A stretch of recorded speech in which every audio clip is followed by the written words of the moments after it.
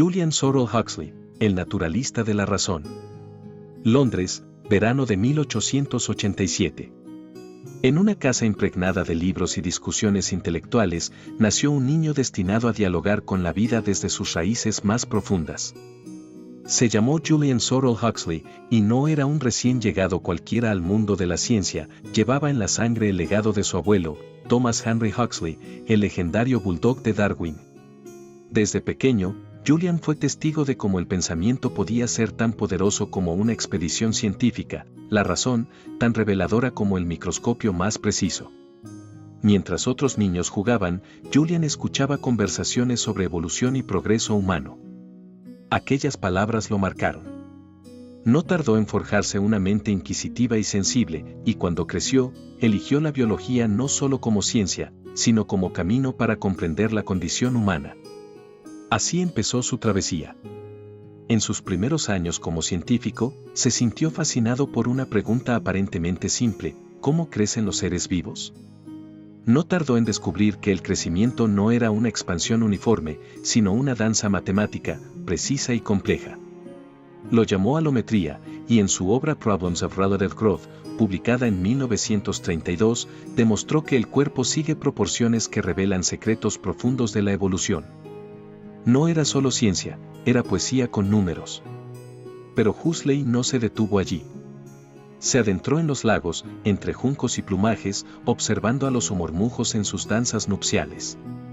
Sus ojos, entrenados por la razón pero conmovidos por la belleza, descubrieron un lenguaje silencioso en los rituales de las aves. Comprendió que esos comportamientos no eran caprichos, sino estrategias de supervivencia, afinadas por milenios. Su trabajo anticipó a gigantes de la etología como Konrad Lorenz y Nicolás Tinbergen, aunque Julian llegó primero, guiado por un asombro insaciable. A medida que el siglo XX avanzaba entre guerras y descubrimientos, Huxley encontró su mayor contribución: ser arquitecto de una nueva biología. Durante las décadas de 1930 y 1940, ayudó a tejer la teoría sintética de la evolución, uniendo las ideas de Darwin con los hilos de la genética mendeliana. Su libro Evolution, The Modern Synthesis, publicado en 1942, fue un hito. En sus páginas se articulaba una visión coherente y poderosa de cómo cambia la vida, desde las bacterias hasta el ser humano. Tras la tormenta de la Segunda Guerra Mundial, cuando el mundo buscaba sentido entre las ruinas, Julian fue llamado a liderar un proyecto diferente. En 1946, fue nombrado primer director general de la UNESCO. Desde ese puesto, escribió un manifiesto, UNESCO, Its Purpose and Its Philosophy. No fue un documento burocrático, sino una declaración de principios. Allí, defendió que la ciencia debía ser puente, no barrera, que la educación era la vacuna contra el odio, que la cultura unía más de lo que separaba. Para él, la paz comenzaba con el conocimiento.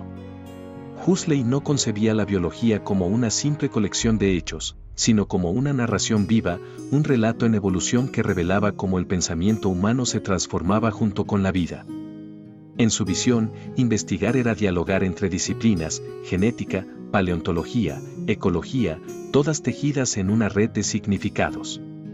Enseñar no era transmitir datos, sino despertar una mirada crítica, capaz de ver patrones, adaptaciones y conexiones ocultas.